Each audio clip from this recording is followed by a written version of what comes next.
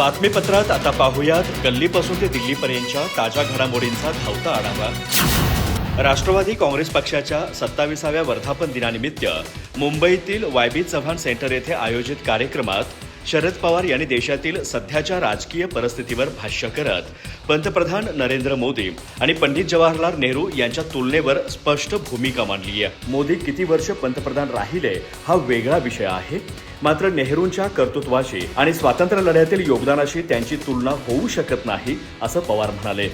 यावेळी त्यांनी नेहरू, महात्मा गांधी आणि इंदिरा गांधी यांचा देशासाठीच्या योगदानाचा उल्लेख केला। स्वातंत्र्य लढ्यातील नेहरूंचा संघर्ष, तुरुंगवास आणि देशनिर्मितीतील भूमिका अधोरेखित करत इतिहास विसरता येणार नाही, असं त्यांनी सांगितलं। तसेच इंदिरा गांधींवरील टीकेलाही प्रत्युत्तर देत देशाची जागतिक पातळीवरील प्रतिष्ठा वाढवण्यात त्यांचं मोठं योगदान असल्याचं पवारांनी नमूद केलं। राष्ट्रवादी काँग्रेस पक्ष शरदचंद्र पवार पक्षाचा 27वा वर्धापन दिन आज राज्यभर उत्साहात साजरा करण्यात येतोय। मुंबईतील वाय.बी. चव्हाण सेंटर येथे मुख्य सोहळा पार पडत असून छत्रपती संभाजीनगरसह विविध ठिकाणी पक्षाच्या कार्यकर्त्यांनी आणि नेत्यांनी कार्यक्रमांचं आयोजन केलं आहे। या निमित्ताने खासदार सुप्रिया सुळे आणि आमदार रोहित पवार यांनीही कार्यकर्त्यांना शुभेच्छा देत पक्षाच्या वैचारिक वारशाला उजाळा दिला। सुप्रिया सुळे यांनी आपल्या पोस्टमध्ये आजच्याच दिवशी आदरणीय पवार साहेबांनी पक्षाची स्थापना केली होती असं म्हणत शरद पवार यांच्या नेतृत्वाखालील पक्षाच्या 27 वर्षांच्या प्रवासाचा उल्लेख केला। तसेच छत्रपती शिवाजी महाराज, महात्मा फुले, राजर्षी शाहू महाराज आणि डॉक्टर बाबासाहेब आंबेडकर यांच्या विचारांचा वारसा पुढे नेण्याचा निर्धार व्यक्त केला। महाराष्ट्राचे मुख्यमंत्री देवेंद्र फडणवीस हे 2 दिवसीय दिल्ली दौऱ्यावर रवाना झाले आहेत। पंतप्रधान नरेंद्र मोदी यांनी केंद्र सरकारच्या नेतृत्वाची 12 वर्षे पूर्ण केल्याच्या पार्श्वभूमीवर दिल्लीत राष्ट्रीय लोकशाही आघाडी NDA घटक पक्षाची महत्त्वपूर्ण बैठक आयोजित करण्यात आली आहे।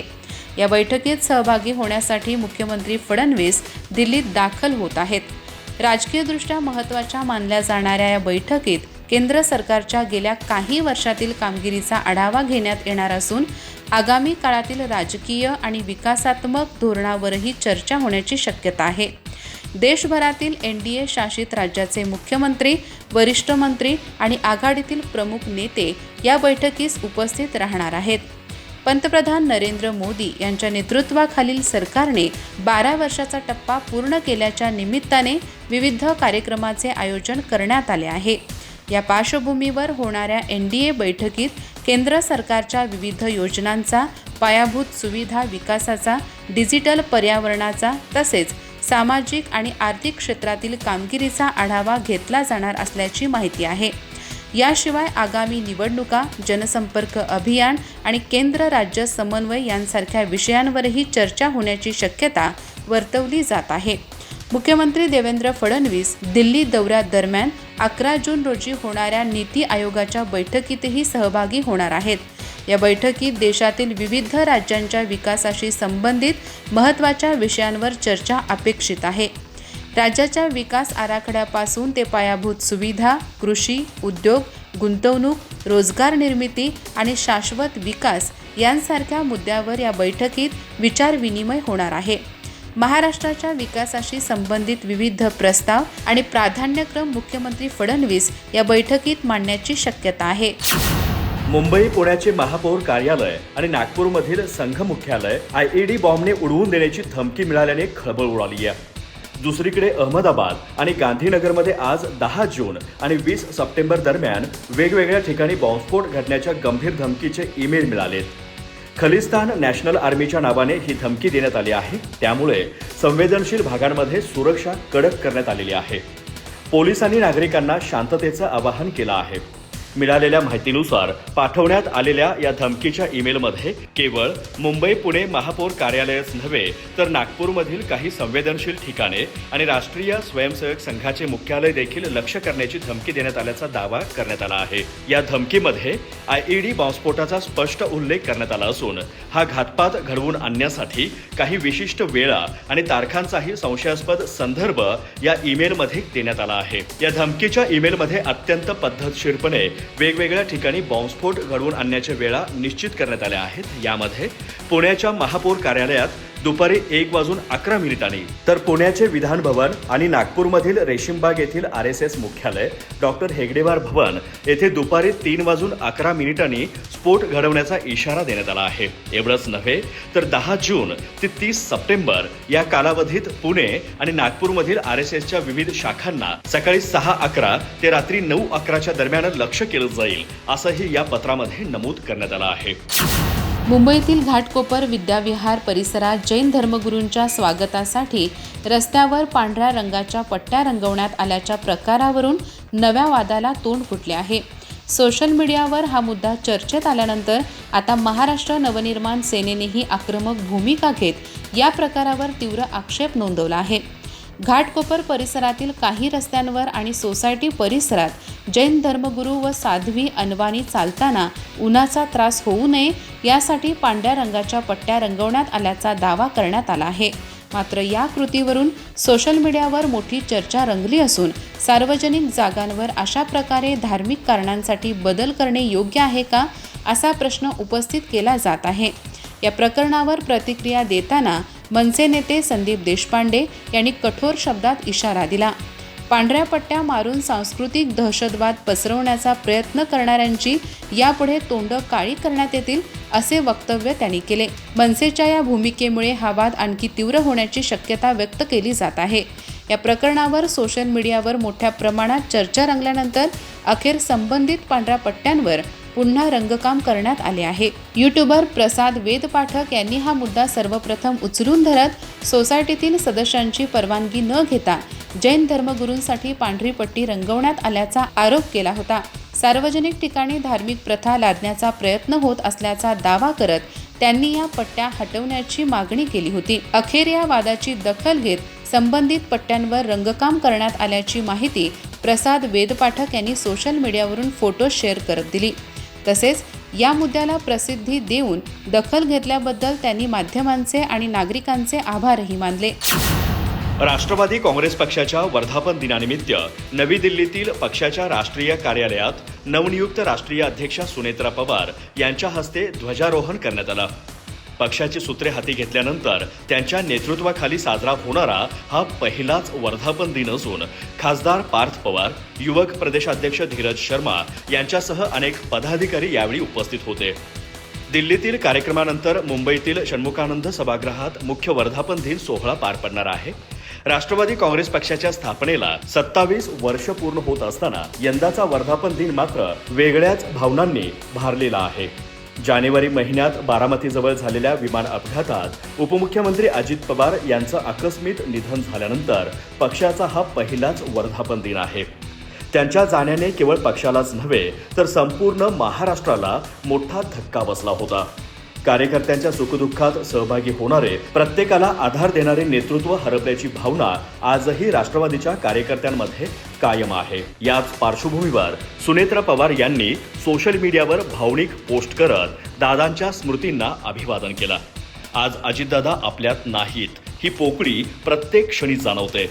मात्र त्यांनी जपलेला माणुसकीचा वारसा, विकासाचं राजकारण आणि कार्यकर्त्यांप्रती असलेली बांधिलकी पुढे नेण्याचा निर्धार करूया असं आवाहन त्यांनी केलं. तसेच शिवशाहू फुले आंबेडकर यांच्या विचारांवर चालत अधिक सक्षम आणि प्रगत महाराष्ट्र घडवण्यासाठी नव्या जोमाने काम करण्याचं आवाहनही त्यांनी पक्ष कार्यकर्त्यांना केलं आहे.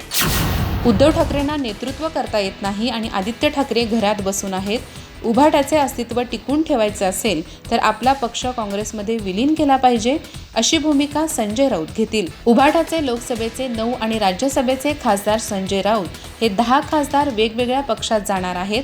काही जण संजय राऊत यांच्यासोबत काँग्रेसमध्ये जातील तर काही जण शिंदेंचे नेतृत्व स्वीकारतील असे भाजप प्रवक्ते नवनाथ बन यांनी म्हटले आहे. नवनाथ बन म्हणाले की न्यायाधीश आंतरराष्ट्रीय परिषदांमध्ये सहभाग घेणे ही न्यायव्यवस्थेची नियमित प्रक्रिया आहे. काँग्रेसच्या काळात सुद्धा हे होत होते. उद्धव ठाकरे पहलगाम हल्ल्यानंतर कुठे होते याचे उत्तर राऊतांनी द्यावे. ते त्यावेळी लंडन वारीमध्ये मजा करत होते, त्यावर राऊतांनी बोलले पाहिजे. नवनाथ बन म्हणाले, संजय राऊत यांच्या पोटात आहे ते ओठावर यायला लागले आहे. त्यांनी आज सांगितले की तृणमूल काँग्रेस आणि राष्ट्रवादी काँग्रेसने आपला पक्ष काँग्रेसमध्ये विलीन केला पाहिजे. येणाऱ्या काळात राऊत असेही म्हणतील की उभाटाचे अस्तित्व संपत आले आहे, ते टिकवण्यासाठी त्यांनी सुद्धा काँग्रेसमध्ये विलीन झाले पाहिजे. संजय राऊत यांनी काँग्रेसकडून उभाटा आणि राष्ट्रवादी काँग्रेस पक्ष संपवण्याची सुपारी घेतली आहे. येणाऱ्या काळात केवळ काँग्रेसच पक्ष जिवंत राहिला पाहिजे, ही सुपारी राऊतांनी राहुल गांधींकडून घेतली आहे. नवनाथ बन म्हणाले की तृणमूल काँग्रेसचे नेते ममता बॅनर्जी यांच्या दहशतीला कंटाळले आहेत, म्हणून त्यांनी आपला वेगळा गट स्थापन केला आहे. तो येणाऱ्या काळात आपली वेगळी भूमिका मांडणार आहे. राऊतांनी आपल्याकडे लक्ष दिले पाहिजे. संजय राऊत, नारी सन्मानाबद्दल बोलूच नका. तुमच्या हातात जनतेने घंटा दिला आहे. नारी सन्मानाबद्दल तुम्ही बोलू नका. तुम्ही महिलांना शिवीगाळ करता आणि तुम्ही महिलांच्या सन्मानावर बोलू नका. तो अधिकार तुम्हाला नाहीच. राज्यसभेची उमेदवारी हुकल्याने राष्ट्रवादी काँग्रेसमधील अंतर्गत धुसफूस आता चव्हाट्यावर येऊ लागली आहे. ज्येष्ठ नेते छगन भुजबळ सध्या अत्यंत सूचक आणि धारदार वक्तव्य करत असून त्यांच्या विधानांची राजकीय वर्तुळात चर्चा होतीये. गेल्या 26 वर्षांमध्ये काही जण मेहनतीने पुढे आले, तर काही जण कष्ट न करताच थेट पुढे निघून गेले, असा टोला लगावत भुजबळांनी पक्षातल्याच काही नेत्यांवर निशाणा साधला आहे. छगन भुजबळांचा नेमका रोग कुणाकडे आहे, याबाबत राजकीय वर्तुळात तर्कवितर्क लढवले जात आहेत.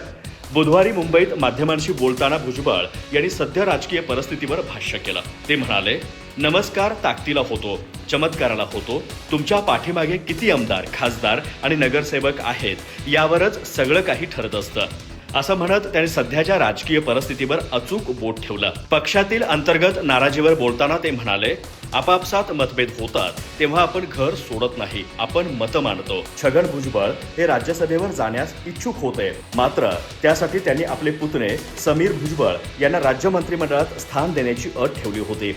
यावर भाजप आणि महायुतीकडून तातडीने कोणताही निर्णय न झाल्याने अखेर भुजबळांनी राज्यसभेवर जाणं, त्यानंतर राष्ट्रवादीने राजेंद्र जैन यांना संधी दिली. या घडामोडींनंतर भुजबळांनी पक्षातील इतर नेत्यांच्या मुलाबाळांना जो न्याय मिळतो तोच मलाही मिळावा, अशी उघड इच्छा व्यक्त केली होती.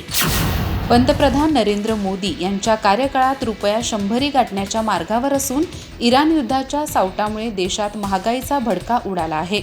सरकार सर्वसामान्यांच्या खिशाला कात्री लावत गॅस आणि पेट्रोलचे दर हळूहळू वाढवत आहे. भारताने नेमक्या कोणत्या क्षेत्रात चांगली कामगिरी केली, हाच मोठा प्रश्न आहे. आज देशाची अर्थव्यवस्था पूर्णपणे कोलमडली असून परराष्ट्र धोरणाच्या बाबतीत शेजारील पाकिस्तानही आपल्या पुढे निघून गेला आहे. पाकिस्तान, इराण, अमेरिका यांच्यातील युद्ध थांबवण्यासाठी मध्यस्थीचे प्रयत्न करत आहे, मात्र यात भारत कुठेही दिसून येत नाही. अशा शब्दात काँग्रेसचे नेते पृथ्वीराज चव्हाण यांनी केंद्र सरकारवर निशाणा साधला. नीट पेपरफुटी घोटाळ्यावरून चव्हाण यांनी सरकारला धारेवर धरले. पृथ्वीराज चव्हाण म्हणाले, या महाघोटाळ्यात यंत्रणेतील एकाही मोठ्या अधिकाऱ्यावर अद्याप कारवाई का झाली नाही. देशात वारंवार पेपर फुटत असल्यामुळे लाखो विद्यार्थ्यांचे भविष्य अंधारात ढकलले जात आहे. तुम्ही काही प्राध्यापकांना अटक केली असली तरी जोपर्यंत राजाश्रय मिळत नाही तोपर्यंत एवढे मोठे गैरप्रकार होऊच शकत नाहीत. त्यामुळे या संपूर्ण प्रकरणाची नैतिक जबाबदारी स्वीकारून केंद्रीय शिक्षण मंत्र्यांनी तात्काळ आपल्या पदाचा राजीनामा दिला पाहिजे. पृथ्वीराज चव्हाण म्हणाले, सन 2011 पासून देशात किती वेळा पेपरफुटीचे प्रकार घडले, या संदर्भात सरकारने वस्तुस्थिती मांडणारी श्वेतपत्रिका काढावी, अशी मागणी चव्हाण यांनी केली. केवळ अधिकाऱ्यांच्या बदल्या करून मूळ प्रश्नाला बगल देता येणार नाही. तुम्ही 23 लाख विद्यार्थ्यांच्या भविष्याशी खेळ मांडला आहे, त्यामुळे दोषींवर कठोर कारवाई झालीच पाहिजे. धर्मेंद्र प्रधान यांनी राजीनामा देणे अपेक्षित आहे, पण या सरकारमधील मंत्री तसे करणार नाहीत. भूतकाळात विलासराव देशमुख किंवा अशोक चव्हाण यांनी थेट चूक नसतानाही त्यांनी नैतिक जबाबदारी स्वीकारून मुख्यमंत्री पदाचे राजीनामे दिले होते, याची आठवण करून देत चव्हाण यांनी सध्याच्या सरकारमधील मंत्र्यांना कसलीच लाज उरलेली नाही, असा टोला लगावला. अधिक माहिती आणि ताज्या घडामोडींसाठी आजच आमचे चॅनल सबस्क्राईब करा.